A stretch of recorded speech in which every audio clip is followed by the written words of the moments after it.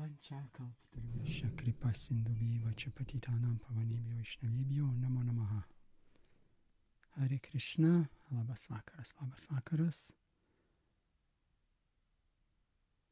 Edita su mumis, neįtikėtina, kaip gražu. Tikiuosime, kad esat sveiki, sveikos ir laimingos. Sigita su mumis, valio. Sigitas ir vienas, ir Sigvaldas. Taip. Ir Rimantas. Nuostabu. Nuostabu. Taip, Edita, visada miela tave matyti.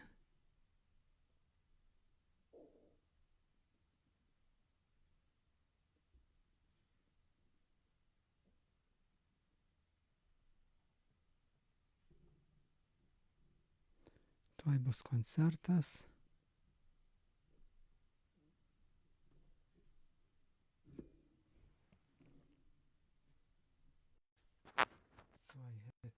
Koncertas, tai labai bus smagu.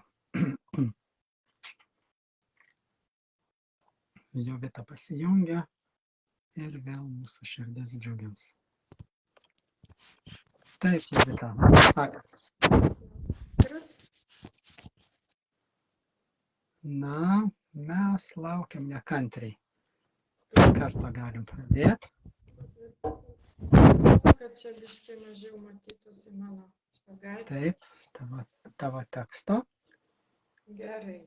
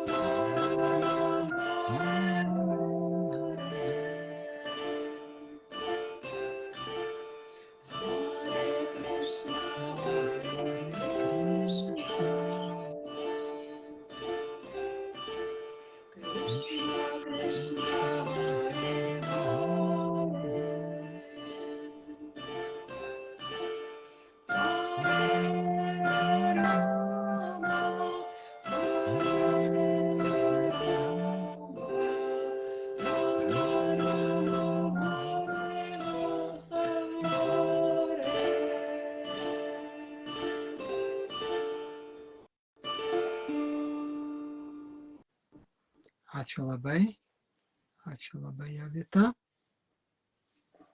Ir rytoj dainuojam Kirtaną kartu. Taip.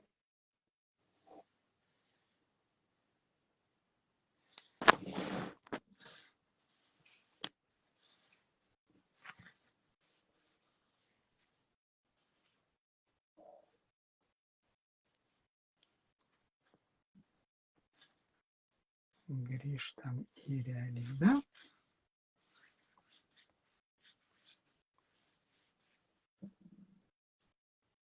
Kur čia mūsų komentarai. Taip, dar kartą labas vakaras ir dar kartą dėkojam jums už širdėlės ir laikus. Šiandien kažkas man pasakojo iš pažįstamų, kad kaimyninėse valstybėse yra net už laikus žmonės sėdintis kalėjimuose. Taip. Taip, kad turime džiaugtis Lietuvoje laisvę. Išpažinti, ką norim, praktikuoti, ką norim, nešlovinti, ką norim. Nes valstybėse, kur to negali daryti žmonės, taip, už laikus, už nykštukus, už nykščius, sėdi kalėjimuose. Va. Bet Damodara, mūsų prieš paskutinis vakaras, rytoj bus paskutinis vakaras mūsų švenčių Damodaros mėnesio. Ir rytoj, kaip atsimenat, dainuosim. Bandysim organizuotis, dainuoti kartu Zoom'e. O jeigu kas neturi galimybių, tai tiesiog namie savo prie monitoriaus ar prie telefono ekrano savo paniuniuos kartu su visais mumis. Ir mūsų šitos saldžios maldos, kurią visą mėnesį jau grojam, dainuojam, jau turbūt vis daugiau atsimenam žodžių. Mintinai, nenustepčiau, jeigu kas nors mintinai ir išmoko. Va, ir kitais metais jau bus kur kas įprasčiau. Taigi, vienas klausimas, ne į temą. Svarbus. Prašau atsakyti į klausimą. Kokią energiją skleidžia perlai? Ar juos galima nešioti kaip papuošalus, nors jie išgaunami iš kriauklių žiauriu būdu? Ar satva nešioti tokius perlų vėrinius? Krišnai aukoja perlus ir Krišna ir dievybės šventyklose naudoja. Nežinau, koks ten žiaurus būdas, bet tiesiog kriauklelė atidaroma ir naudojama tarnystei viešpačiui. Taip, klausimas labai įdomus, nes pasirodo, kad Krišna buvo pasodinęs perlų medį. Taip. Ir išaugino perlų medį ir išsiaugino savo perlų ant medžio.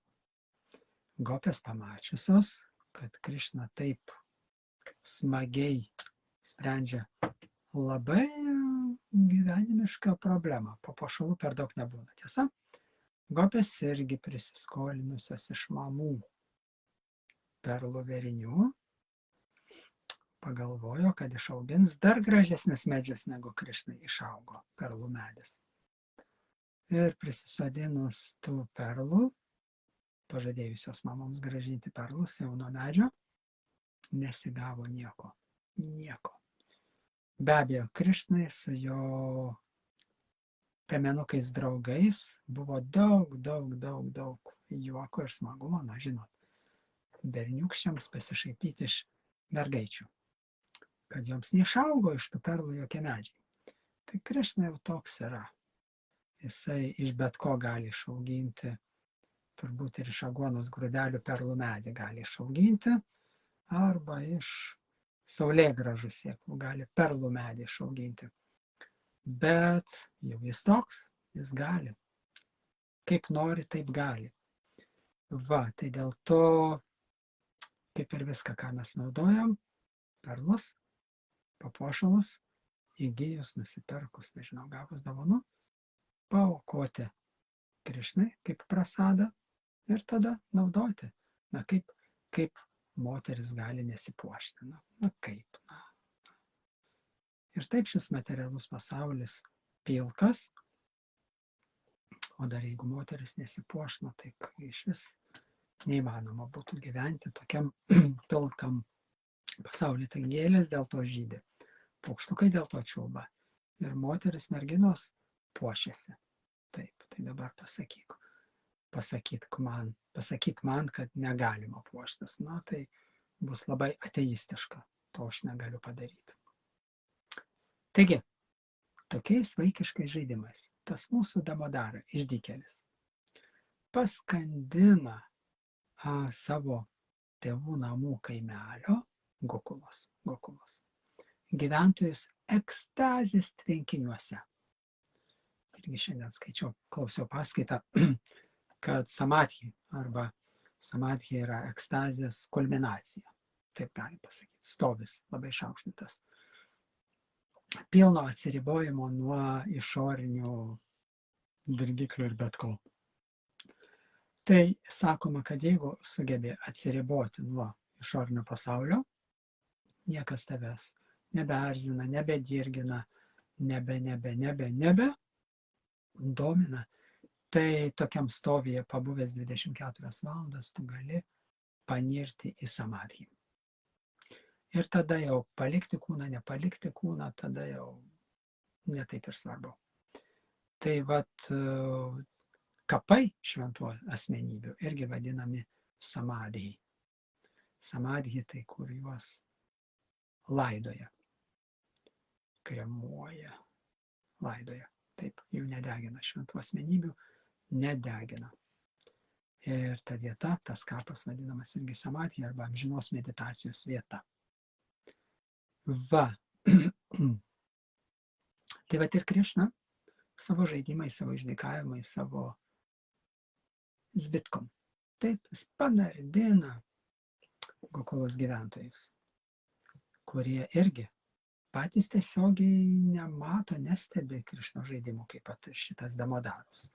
Mama jį pririšo prie plakyklos, prie medinės stupos ir Krišna nusitempė ją paskui save ir įstrigęs tarp dviejų didžiulių medžių. Didžiulių, labai didžiulių. Sako, iki 25 metrų užaugantis medžiai, ardžūnos medžiai, kurių žievė beje ir po šiai dienai Vedoje naudojama kraujagyslių širdies ligų gydymui, profilaktikai. Taip, nuvertė tuos medžius. Ir jie su tokiu trenksmu krito, tie medžiai griuvo, kad, na, kaip sprogimas didžiausios raketos. Taip, tiek stipriai sugriaudėjo tie didžiuliai krintantis medžiai, beje, Krišnos tėvų Nandamaradžio kieme augė. Beje, augė 20 000 metų. Taip. Ir pusdieviai net Rojaus planetos išgirdo ir nualpo iš išgąsčio, strioko ir triukšmo. Bet žinot ką? Šitie gyventojai, apie kuriuos čia kalbama, Gokulos, Vrindavano, Gokulos Krišnos kaimelio gyventojai, nė motais. Na kaip, didžiulis griausmas, didžiulis triukšmas ir visi susibėgo į vietą. Tik tai pamatė, kad Krišna pririštas, kad Krišna ropoja su tą plakyklą muštuve sviesto ir nieks nesupranta, ko čia tie medžiai nugriuvo ir Vrindavano gyventojai, gopai, piemenys, piemenys, jau ne piemenukai, ir suaugę žmonės klausinėjo savo vaikų, kas čia nutiko. Ir vaikai, kaip visada, jie buvę liudininkai, jie draugai, jie visada šalia Krišnos, sako, Krišna tempė šitą mušyklą sviesto, pririštas mamos, užkliudė du medžius ir juos išvertė, mes patys matėm. Ir iš tų 2 medžių išėjo 2 gražūs žmonės. Na, žinot, kai vaikai fantazuoja ir tėvai klausosi, kiek jie labai tiki savo vaikais. Na, visko būna, bet jie jau buvo tiek prisiklausę iš savo vaikų apie Krišnos atliktus nebūtus, nesuprantamus, neįsivaizduojamus žygdarbius, kad jie, taip, ane, taip. Va, o vaikai sako, mes savo akimis matėm, kaip Krišna išvertė tuos 2 medžius. Bet kadangi Gokulos gyventojams Krišna ne dievas, o mylimiausias karaliaus jų, Nanda Maharadžio sūnelis, mylimas, pavergęs visų protus. Ir čia mes skaitome šitoj maldoj, kaip tik dainavome, kad itidriks valėlabhyra ananda kundi, svagaušam nimadžantam akiepajantam, tadėjai tagėšių, bakta ir džitatvam, puna priimatas tam satavrity vandai. Kad visi Vrindavano Gokulos gyventojai ekstazės tvenkiniuose maudosi klausydamasi apie Krišną. Bet jie niekada nepatikėjo ir nepatikės, kad jis yra dievas. Taip. Ir būdami vatsalėje rasoje arba tėviškose santykiuose su Krišna. Bet berniukai, sakė rasui, draugiškose santykiuose, matydami Krišnos žaidimus, irgi neskaitė, kad jis dievas. Tiesiog šauniausias herojus mūsų kaime, kuris bet kuriuo gyvenimo atveju problemoje mus ištrauks, išgelbės, apsaugos ir nudžiugins. Tai jis yra jų herojus. Ir jokių būdų ne dievas. Nes jeigu būtų dievas, negalėtų iešposaut, šėlt, dūktis, bitkiaut ir taip toliau. Tai vat matot, kaip su tais dievais būna. Kad maloniausia Dievui atėjus į šį pasaulį būt ne Dievu. Ir visa jo artimiausia aplinka, niekas ne tik, kad neįtarė, nenori net nieko žinot, kad Krišna Dievas. Nes kai Nandos Maharadžio vyresnysis brolis Upananda, Nanda, Vrindavano karalius, Upananda jo vyresnysis brolis, sakydavo, tu ką, taigi atsimeni, kaip šventikas išminčius Brahmanas išpranašavo, kad Krišna Dievas. Nanda Maharadžas, Krišnos tėvelis, sako, tu ką čia man brolau šneki? Reikia tik tai sugriaudyti griaustinį žaibų danguje, sužaibuoti ir jisai tavo tas Dievas mano sūnelis. Bėga pas mamytę, kimba į sarį ir sako, mamytė, bijau. Jis net griaustinę bijo. Koks jis Dievas, apie ką tu šneki, baik tu, brolau. Va. Tai va, tokie saldus santykiai nesugriūna net, kai Krišna didžiausius stebuklus padaro. Išgriauna didžiulius medžius, išlaisvindamas tuo pačiu Nakula Manigryva, tuos 2, Nalakuvara Manigryva, tuos 2 pusdievius, kurie 20 000 metų praleido medžio kūne. Kodėl? Dėl to, kad girti maivėsi prieš Naradą Munį, prieš šventą asmenybę. Ir Narada pasakė, jeigu jūs nesuprantat, kad būti nuogiems yra gėda, tai gimkite medžiais, kurie nesupranta, kad jie yra nuogi ir jiems negėda. Bet ir viskas. Tai vat, gyventi nesąmoningai arba nesusimastant, arba neatskaitingam aplinkai dėsniams, dievybėms yra labai pavojinga, nes kaip mat prikrėti tokių dalykų, kur nereikia net švento žmogaus, kad tave prakeiktų. Karma tave suvysto negailestingai. Va, tai šitiems pusdieviams tai jiems pavyko, nes šventas žmogus juos prakeikė. Kaip?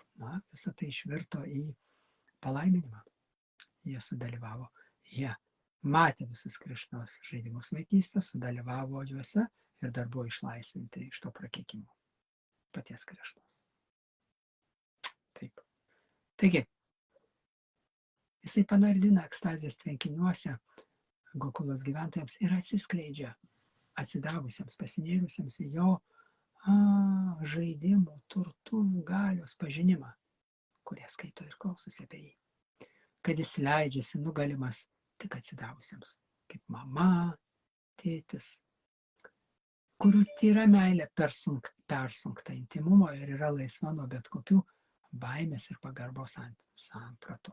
Taip, nes jeigu tėvai žinotų, kad jų sūnus Dievas, na tai be abejo būtų tokia pagarbiai baimingai,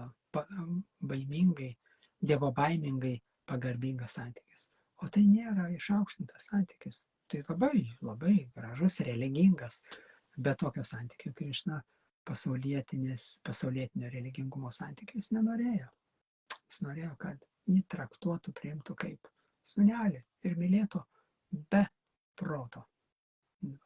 Taigi su didžia meile ir mes lenkimės viešpačiui Damodarai šimtus ir dar šimtus ir dar ir dar ir dar ir dar šimtus kartų. Va. Gerai. Na kągi, paukštukai.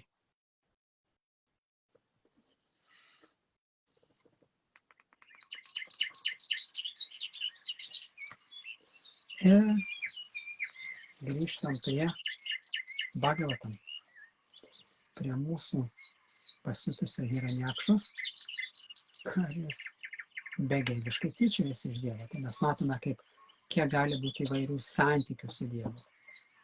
Pas kažką tai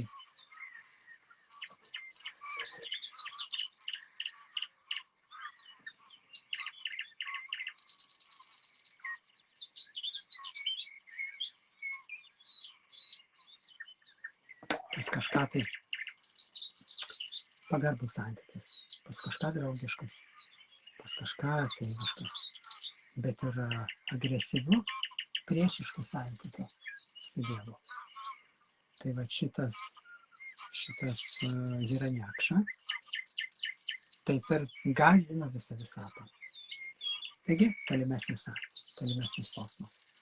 Om namo Bhagavate Vasudevajam Satudyamanori Duruktatomar Damstragra Gam Upalakshavitam Todam Risham Niragadambu Madhyad Grahahata Sakare Nurietebah. Nors aštrios patyčių strėlės žeidė viešpatį. Jis patyrė skausmą, bet išvydęs, kaip ant jo ilčių iš baimės sudrebėjo žemė, viešpats pakilo iš vandens tarytum krokodilo persekiojamas dramblys su savo palydove. Ant jų ilčių iš baimės sudrebėjo žemė. Jis jau atgaivino žemę. Nes reikia tik tai viešpačiui prisiliesti prie kažko negyvo, tai tampa gyva. Ir kadangi Hiranyakša nužudė planetą praktiškai, na ką mes matome ir dabar. Industrialistai, kaip ten Brazilijoje degina džiunglės, nors tai yra mūsų planetos atmosferos plaučiai. Planetos plaučiai, pelkės, džiunglės, miškai, tai yra mūsų planetos plaučiai. Deginama dėl kažkokių verslų ir kokių verslų. Pagrindė fermos, gyvulių fermos, tai mes matome, kaip natūrali gamta keičiama į gobšumo projektus verslinė prasme. Tai buvo ankstesniais laikais ir galingesnių Hiranyakšų, kurie išeksploatavo mūsų Žemės planetos auksą. Planeta netako savo gyvybinių resursų ir krito į visatos dugną. Tai bet viešpats apsireiškė ir grąžino ją į orbitą. Ir atsimenat, prieš porą posmų, tas Niekšas, kuris nugalabijo mūsų planetą, praktiškai nugalabijo. Metė iššūkį viešpačiui Varažai, Šarnui, įsikūnymui, kad neliesk mano turto, man priklauso žemė, aš noriu ją nugalabiju, nužudau, išmetu į šiukšlyną ir tu neturi teisės jas liest. Ta prasme, namie viską sujaukė iš Jovalą, betvarkė įvedė ir kas nors ateina tvarkyti, sakai, neliesk, Čia mano tvarka, ta prasme betvarkė. Tai va toksai asūriškas, demoniškas, ateistiškas santykis. Va, ir viešpats iškėlė žemę, suradęs ją vandenyje priežasčių ir dabar grąžinęs ją į orbitą turi sutikti šito Hiraniakšos iššūkį. Komentarai skaitom, kad filosofai Majavadžiai niekaip negali suvokti, kad ir viešpačiui nesvetimi jausmai. Ta prasme, jie skaito, kad jeigu jausmai, tai sentimentalu, tai silpnybė ir tai žmogiška, bet ne dieviška. Bet pasirodo, viešpats turi jausmus tyrus, taurius, transcendentalius, kurie jo nesąlygoja. Sąlygota būtybė mus, jausmai mus sąlygoja. Na, priklausomai nuo jausmų prigimties. Taip yra agresyvūs jausmai, yra meilės jausmai, yra neutralūs jausmai, yra broliški, seseriški, tėviški, yra gausybė, paletė didžiulė jausmai. Va.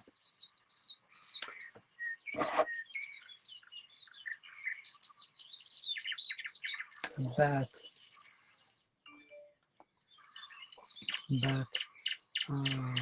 viešpačio jausmai transcendentiniai, jie jo nesąlygoja priešingai.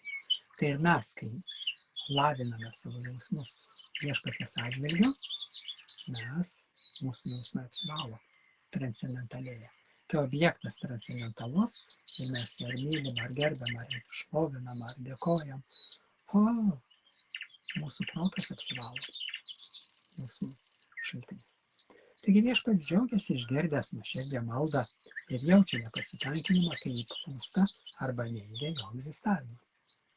Sakykite, atstovit prieš jūs žmogus, arba jūs mane matot ir sakot, jo nėra.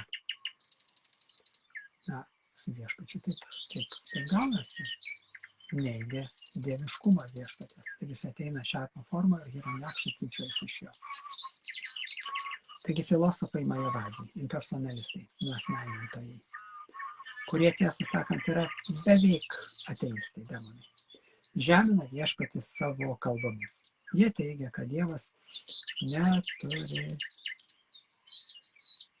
galvos, pavidalo, rankų, kojų, nei kitų kūno dalių ir apskritai jis neegzistuoja. Na, ką čia pasakysiu. Kitaip sakant, jie laiko Dievą negyvų arba luošų. Tai jau įžeidu, visos šios melagingos idėjos nemalonios aukščiausiam viešpačiui, tokie ateistiniai išvedžiojimai jį liūdina. Šiame posme ir pasakojama, kad viešpats nors ir žaidžiamas demonų patyčių išgelbėjo žemę, nes norėjo suteikti džiaugsmo pusdieviams. Na, kurie atsakingi už pasaulį, kurie tvarko, valo, tiekia, harmonizuoja pasaulį. Tuo tarpu ateistai naikina ir kai pusdieviai nori įvesti tvarką, jie tada karą paskelbia.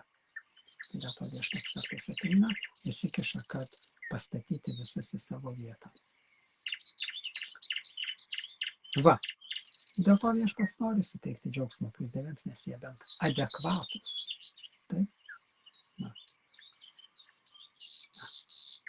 Jaučia atsakomybę už savo veiksmus, nes toks kaip Hiraniakšas nejaučia. Jis pridirbo, pridarė, prikritė ir neleidžia net ištaisyti jo klaidų kitiems. Todėl pusdieviai, kurie visuomet yra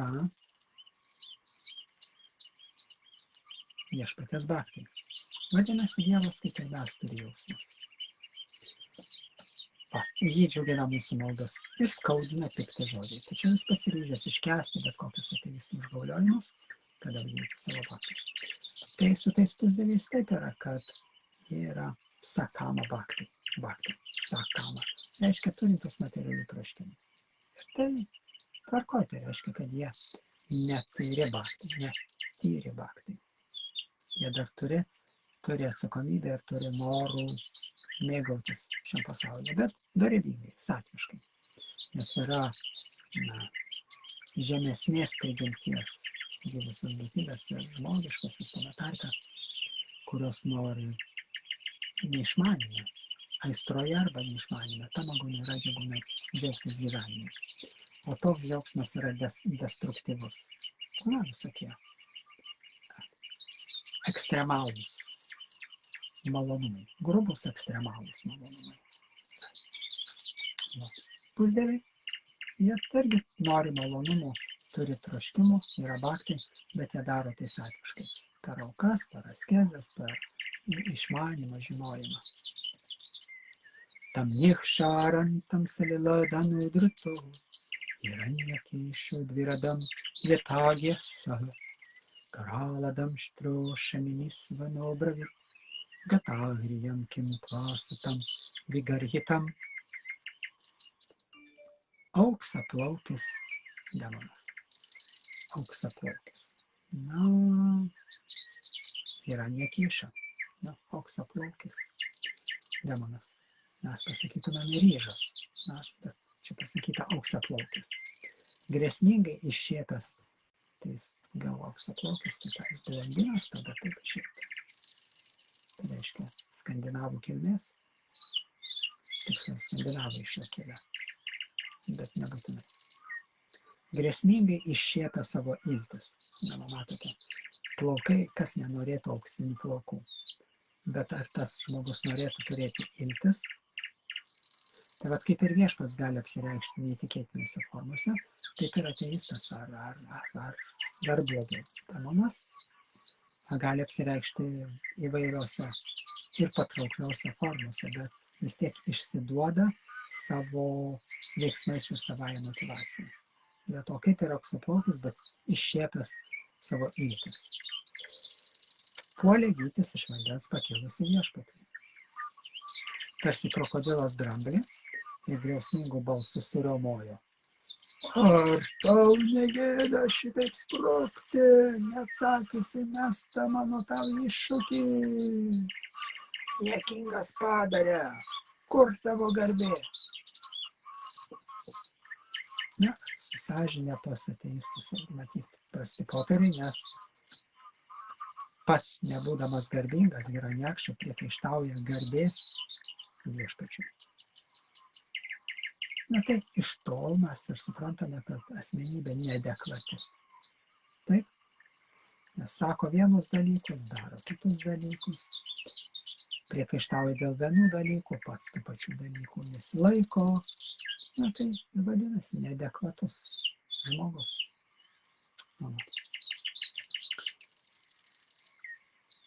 Komentarį skaitom, kad kai viešpats gelbėdami žemę išniro iš vandens, demonas ėmė jį įžūliai užgaulioti, tačiau viešpačiui, kuriam ta rūpėjo jo pareiga, tai buvo ne moteris. Pareigą vykdančiam žmogui nėra ko bijoti. Taip pat ir pasaulio galingiesiems nebaisios priešo patyčios bei įžeidimai.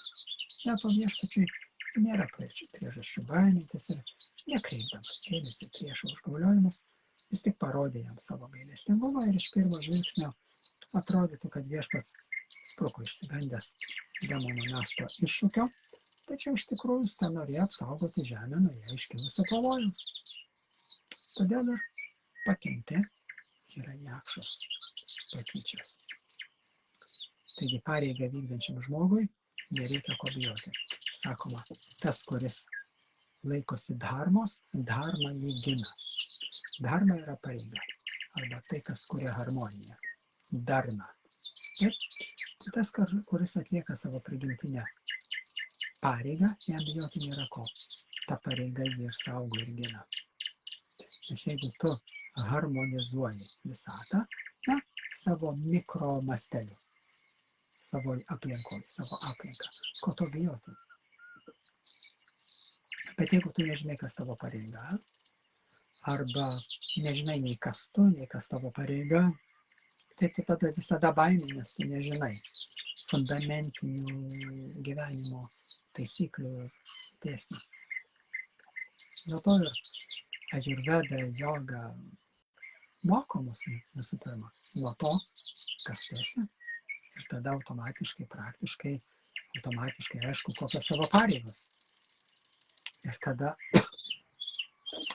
na, kaip Krišna Bhagavad-gitoj sako, kad pareigų atlikimas irgi susijęs su sunkumais, kliūtimis, bet tu jas įveiki, tu jas atlieki. Ir tada tave šio pasaulio dėsniai gina, sveikatina ir puošia. Taip. Ir tas principas vadinasi ačara. Be to, ačarija irgi toks universalesnis mokytojo titulas – ačarija. Bhaktivedanta Swami Prabhupada ačarija. Gerai. Pritildysim paukštukus. Tai va. Tai dėl to ačara tai yra pavyzdinis elgesys atitinkantis žodžius, žodžiai atitinkantis vertybės, įsitikinimus, įsitikinimai atitinkantis prigimtį, prigimtis atitinkanti gamtos visatos dėsnius ir viskas, tu sveikas kaip agurkėlis iki gilios senatvės. Bet kai mes metam iššūkį, o dažniausiai net nemetam, o dėl savo neišmanimo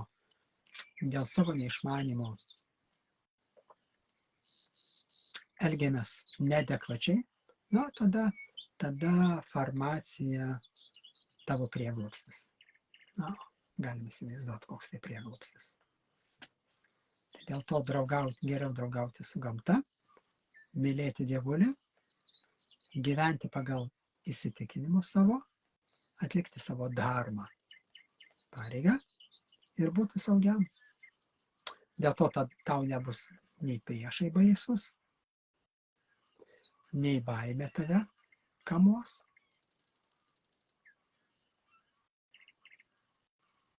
Ir stresas tavęs neprigrieps. Kodėl? Nes tu turėsi pakankamai odžeso ir tėdžeso, fizinio imuniteto ir emocinio imuniteto, kad labai nesunkiai įveiktum gyvenimo sunkumus. Lygiai taip pat kaip kas yra brangu. Na, tai, ko mes negalim nusipirkti. Bet yra žmogus, kuris gali nusipirkti. Tai ir jam tai nebrangu, dėl to tas brangumas tik tai tavo prote. Ir lygiai taip pat ir su sveikata. Kas yra liga? Tai, kad negali palaikyti savo pilno funkcionalumo. Ir negali to padaryti, nes gyveni, švelniai tariant, ne pagal pasaulio tvermės dėsnius, o grubiau išsireiškus gyveni prieš juos ir makro masteliu ir mikro masteliu ir valstybiniu ir planetiniu masteliu, kaip ir savo šeimos, kaip ir savo asmeninio gyvenimo masteliu. Ir tada, na, nusipelnai to, ko nusipelnai. Kaip ir šita visa istorija su Damodara ir tais dviem bankininko, iždininko, pusdievių iždininko sūnumis. Taip, jie nelakuvarė man į gryvą, jie turėjo net viešpatie Šivos malonę, gyveno jo papėdėje kalno ir buvo išpuikę. Ir dėl to, na, jeigu jiems jau jie tiek buvo apsvaigę, prigėrė, kad jiems jau gėdos jausmas buvo svetimas, na, štai ir pasekmes. Tai nuo grubių pavyzdžių iki subtilių pavyzdžių, tai patys dėsniai. Tai ką reikėtų? Tiesiog gyventi sąmoningą gyvenimą. Sąmoningą tai reiškia skirti kasdien laiko sielai. Taip, savo. Skirti laiko savo tai reiškia skirti sielai. Tai reiškia meditacijai, maldai, skirtai pašlovinti viešpatį, ką mes ir darome kas vakarą.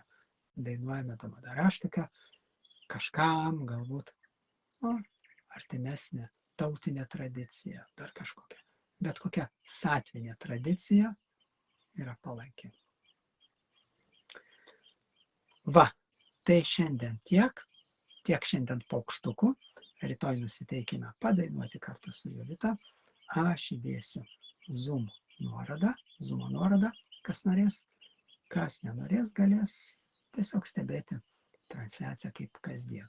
Ir rytoj paskutinė Četurvasijos 4 mėnesių. Paskutinio svarbiausio mėnesio Damodaros, dar vadinamo Kartikos mėnesio. Bišma Pančikos paskutinių 5 dienų. Paskutinė diena. Tai rytoj paskutinė. Švenčiausia diena. Dėl to kažką galite padaryti gražaus gero Krišnai, artimiesiems, nepažįstamiems. Darykite. Skleiskite, neškite Dievo sąmonę žmonėms, kaip galit, kaip mokat, kaip suprantat. Pagaminkit prasadą, pavaiškinkit kažką tai. Va. O aš užbaigsiu savo 3 lakų džiapos maratoną ir Peiniuko pasninko dietą. Hare Krishna. Iki rytdienos. Ačiū Jums labai.